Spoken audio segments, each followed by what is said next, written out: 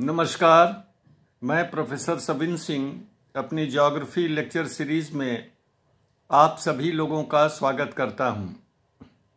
हर्ष का विषय है आज कि मेरे ज्योग्राफी लेक्चर सीरीज का ये 50वां लेक्चर हो रहा है, अर्थात मेरे लेक्चर की हाफ सेंचुरी बन रही है और ये गोल्डन जुबली है मेरे लेक्चर की।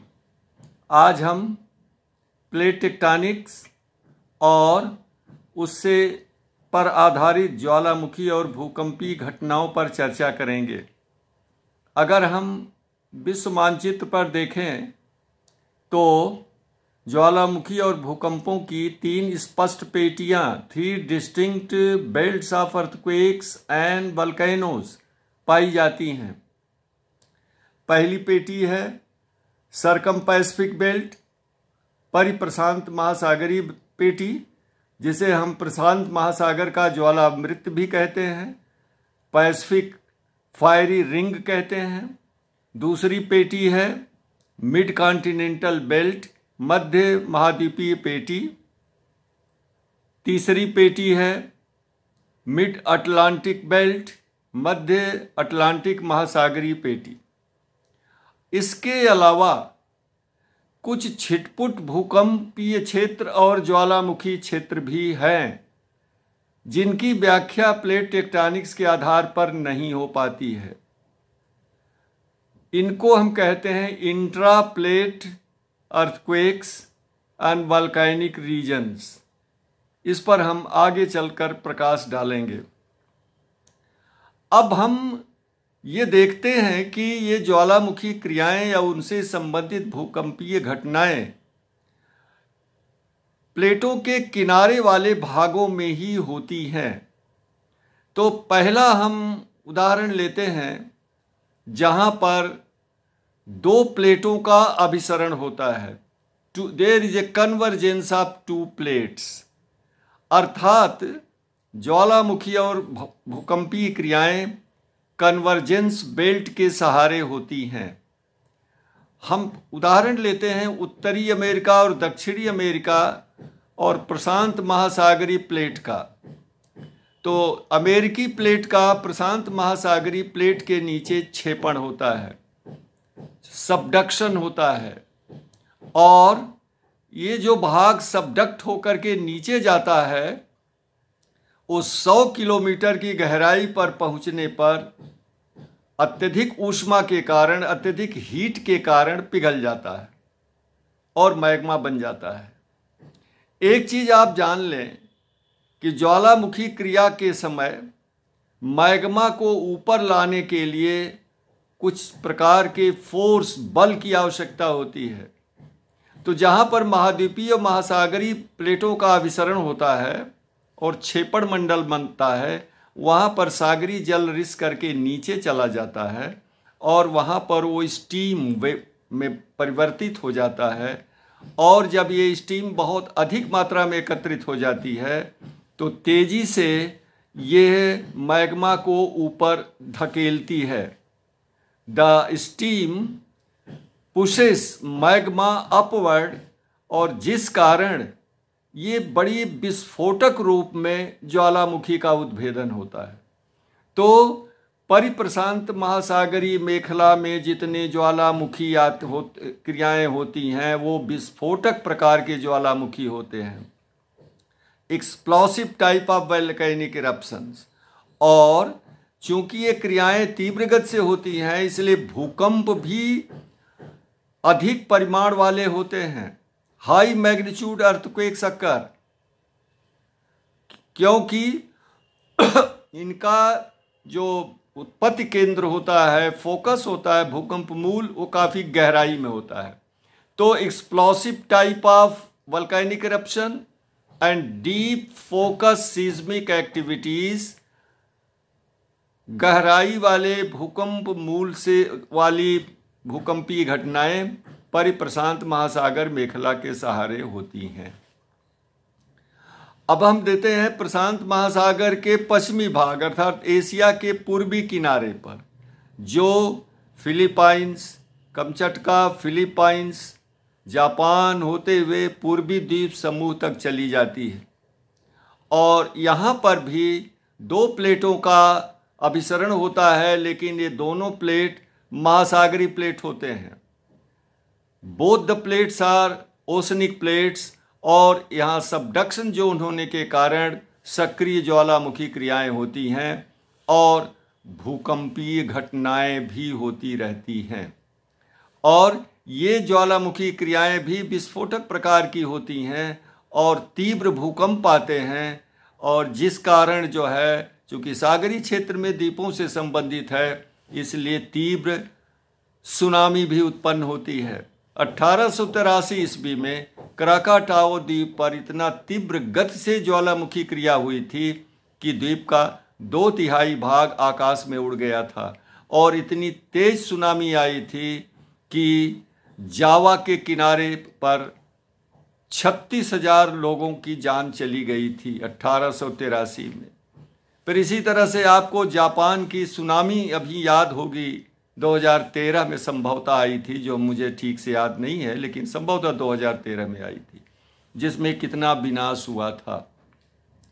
अब हम लेते हैं मिड कॉन्टिनेंटल बेल्ट।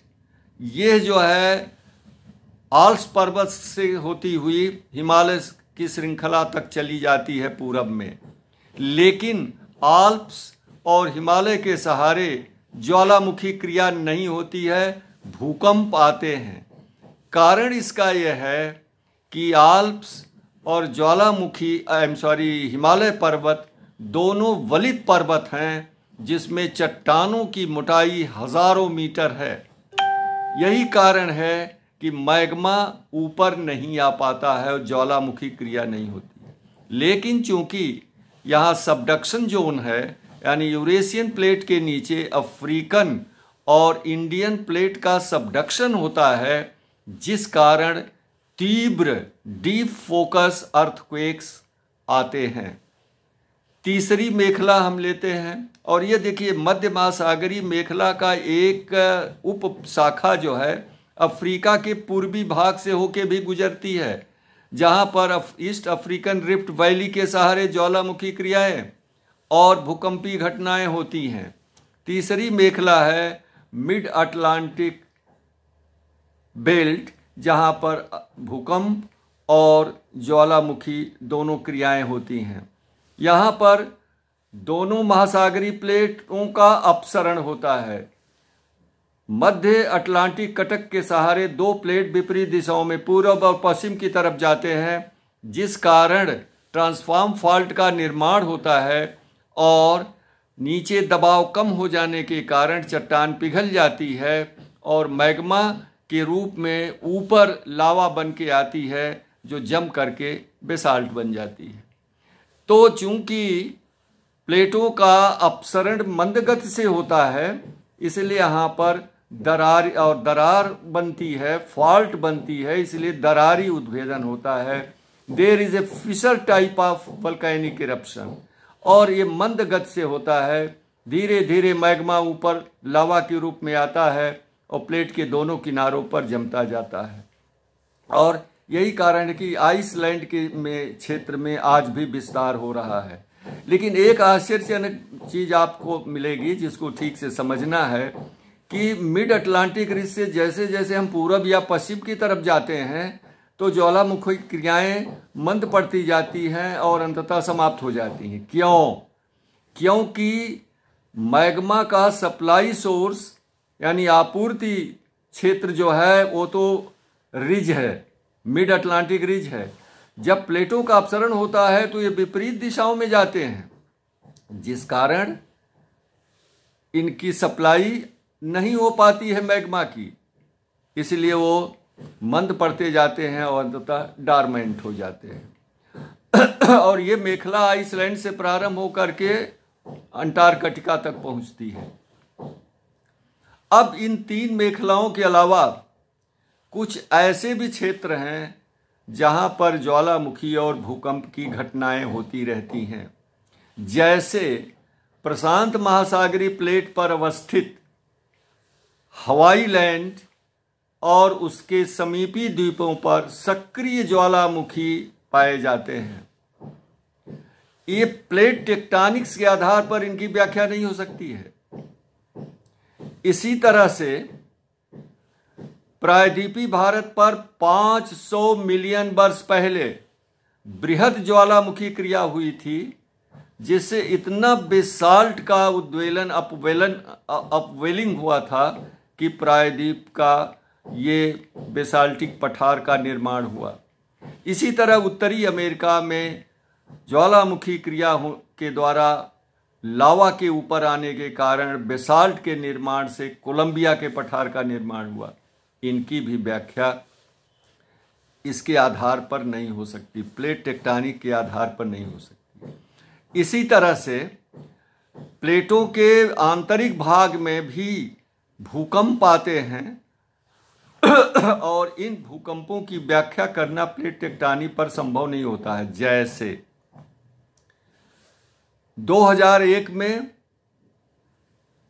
गुजरात का भूकंप, भुज का भूकंप, महाराष्ट्र में लातूर का भूकंप, कोयना भूकंप, इनकी व्याख्या प्लेट टेक्टोनिक्स के आधार पर नहीं हो पाती है। और अब प्लेट टेक्टोनिक्स के आधार पर एक अभिनव अति नूतन घटना का हम जिक्र करते हैं कि 26 दिसंबर 2004 में हिंद महासागर में एक भयंकर सुनामी आई थी। क्यों ये उत्पन्न हुई थी कि वहां पर इंडियन प्लेट का बर्मीज प्लेट के नीचे छेपड़ हो रहा था।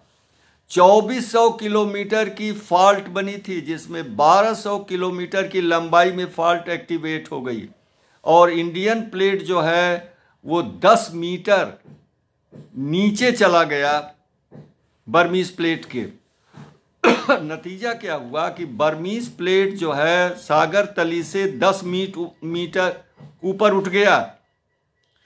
10 मीटर ऊपर उठने का मतलब सागरी जल भी 10 मीटर ऊपर उठ गया, जिस कारण इतनी भयानक सुनामी आई थी जिसने दक्षिणी पूर्वी एशिया में तबाही मचाई और भारत में भी तमिलनाडु कोस्ट पर, उड़ीसा कोस्ट पर, आंध्रा कोस्ट पर हजारों लोग काल कौलित हो गए थे, मर गए थे इसके वजह से।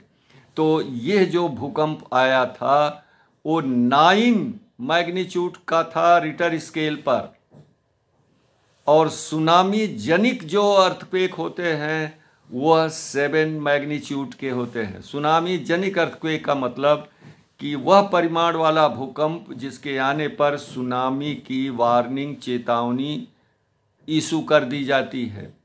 लेकिन यह जो प्लेट का जो अब सबडक्शन हुआ है, ये भी जो है मुख्य प्लेट से अलग होकर के सब प्लेटों के सबडक्शन के कारण हुआ है और ये सुनामी आई हुई थी। तो इस तरह से प्लेट टेक्टोनिक्स के आधार पर विश्व के करीब 90% ज्वालामुखी क्रियाओं और भूकंपीय घटनाओं की व्याख्या तो हो जाती है, लेकिन इंट्रा प्लेट भूकंपों और ज्वालामुखी क्रियाओं की व्याख्या नहीं हो पाती है। नमस्कार।